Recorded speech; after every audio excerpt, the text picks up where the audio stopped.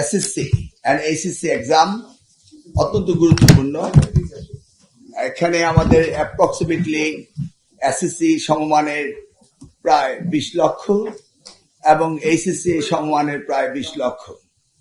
এই 40 লক্ষ শিক্ষার্থী মানে 20 এইচএসসি এদের লেখাপড়া ভবিষ্যৎ অত্যন্ত গুরুত্বপূর্ণ।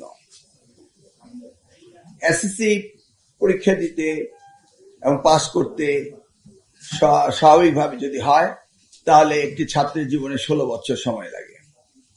আর এইচএসসি অর্থাৎ 12 গ্রেড হায়ার সেকেন্ডারি আর 2 বছর যোগ করলে 18 বছর সময় লাগে।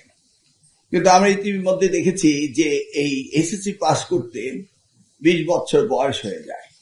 অর্থাৎ ডেমোগ্রাফিক ডিভিডেন্টে আমরা দেখেছি যে জাতি 40 লক্ষ বছর পিছিয়ে যায়। সেই ক্ষেত্রে আমরা চেষ্টা করছি সেশন জটকে কমিয়ে আনা, সিলেবাস কভার করা এবং সঠিকভাবে তাদের শিখন হওয়ার পরে পরীক্ষা নেওয়া, এই বিষয়গুলিকে আমরা গুরুত্ব দিয়েছি। সিনক্রোনাইজ করতে চেয়েছি কিভাবে এই গ্যাপটা, যেটা এসএসসি পরীক্ষার জন্য বসে থাকে ছাত্রছাত্রীরা প্রায় 1 বছর নষ্ট হয়ে যায় এবং এইচএসসি পরীক্ষার জন্য ছাত্রছাত্রীরা বসে থেকে প্রায় 1 বছর নষ্ট হয়ে যায়। এই গ্যাপটাকে ক্রমান্বয়ে আমরা ক্লোজ করতে চাচ্ছি এবং ধরে নিচ্ছি যে December is the end of the year এবং এটা হলো এক্সামিনেশন মান্থ। সেই দিকে আমরা এগোচ্ছিলাম। অর্থাৎ আপনি ক্লাস 9, 10 2 বছর, ডিসেম্বরে সিলেবাস কারিকুলাম শেষ হবে, সিলেবাস হওয়ার পর শেষ হওয়ার পরে এসএসসি পরীক্ষা দিবে। ঠিক সেভাবে রেজাল্ট 2 মাসের মধ্যে বেরিয়ে যাবে, আবার এইচএসসি তে ভর্তি হবে এবং তারা সময় মতো বেরিয়ে যাবে এবং পরীক্ষা দেওয়ার পর রেজাল্ট বেরোয়ার সাথে সাথেই যেন আবার তারা অ্যাডমিশন নিতে পারে। সেই জিনিসগুলোকে আমরা সিনক্রোনাইজ করার জন্য আমরা টার্গেট করে নিয়েছি যে ডিসেম্বর হচ্ছে আমাদের আইডিয়াল মান্থ এবং ক্লোজিং সেশন প্রত্যেকটা এসএসসি এবং এইচএসসি। সেটাকে সামনে রেখে আমরা কাজ শুরু করেছি। এবার আমরা জুলাই 2 থেকে এইচএসসি পরীক্ষার ব্যবস্থা করেছি। আগামী এসএসসি পরীক্ষা স্টেক হোল্ডারদের সাথে ব্যাপক আলোচনার সাপেক্ষে আমরা সিদ্ধান্ত নিয়েছি যে আমরা শুরু করব জানুয়ারি, এসএসসি শুরু করব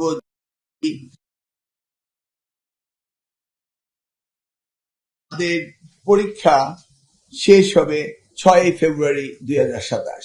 আমরা রুটিনও রেডি করেছি, একই সাথে আমরা রুটিনও দিয়ে দিচ্ছি যেন তারা সঠিকভাবে প্ল্যান করে লেখাপড়া করতে পারে। 7 জানুয়ারি শুরু হবে পরীক্ষা 2027, শেষ হবে 6 ফেব্রুয়ারি, কারণ রোজা বোধহয় 8, 9, 10 এর মধ্যে হতে পারে, সেই জন্য আমরা আগে শেষ করছি। আর এইচএসসি আমরা সকলের সাথে আলোচনা করেছি, এখানে কিছুটা সময় আমরা গুছিয়ে এনেছি যেন তারা পরীক্ষা পাস করার পর ফল সেমিস্টার ধরতে পারে সেই টার্গেট নিয়ে এবং সিলেবাস যেন কভার করতে পারে। যদিও এর আগে অ্যাডমিশন কিছুটা বিলম্বিত হয়েছে, সেটাকে আমরা গুছিয়ে আনতেছি। আমরা শুরু করব 6 জুন এবং শেষ করব 13 জুলাই। আমাদের রুটিনও আমরা করে ফেলেছি, অর্থাৎ 6 জুন পরীক্ষা শুরু হবে 2027, শেষ হবে 13 জুলাই 2027। এটা হচ্ছে আমাদের মন্ত্রণালয় থেকে আমরা বোর্ড এবং স্টেক হোল্ডারদের সাথে আলোচনা করে এই সিদ্ধান্ত নিয়েছি আগামী 2027 সালের এসএসসি এবং এইচএসসি পরীক্ষা সময়সূচি এবং রুটিন। রেজাল্ট আমি 2001-এ, তখন আপনি সাংবাদিকতা করতেন না, তখনই আমি এটা টাইম বেঁধে দিয়েছিলাম 2 মাস, এর বেশি একদিনও কেউ রেজাল্ট ধরে রাখতে পারবে না। সেটাই প্র্যাকটিস হচ্ছে। তবে এখন যেহেতু আরো অ্যাডভান্স হয়েছে, এটাকে আরো স্কুইজ করা হবে, বাড়ানো হবে না। নিউলি ইলেক্ট গভর্নমেন্ট আমরা প্রত্যেকটি উপজেলায় একটি মাল্টি পারপাস পরীক্ষা কেন্দ্র স্থাপনের প্রজেক্ট আমরা হাতে নিয়েছি। 2002 জানুয়ারি মাসের 1 তারিখে আমরা বই দিয়ে আসছিলাম, 2006 পর্যন্ত দিয়ে আসছি। অতএব এটা তো আমাদের প্র্যাকটিসে আগেই করে ফেলছি, সেটা নিয়ে তার আমার নতুন প্র্যাকটিস করতে হবে না। এটা ডান, 1 তারিখে বই আসবে, এটা তো জানি সবাই। ইনশাআল্লাহ 7 তারিখে আমরা পরীক্ষা দিচ্ছি। এই 7 দিনের ভিতরে বইগুলি নিয়ে নিবে, ওরা নতুন বইয়ের নতুন গন্ধ, নতুন বই পড়তে থাকবে, এদিক দিয়ে আমরা গ্যাপে নিয়ে নিব। এছাড়া আমাদের কোনো অল্টারনেটিভ নাই। মূল্যায়ন নিয়ে আমরা কথা বলছি। আমাদের খাতা, আমাদের এক্সামিনার খুব কম, আমরা এক্সামিনারও বাড়াচ্ছি এবং এক্সামিনার ট্রেনিং করাচ্ছি।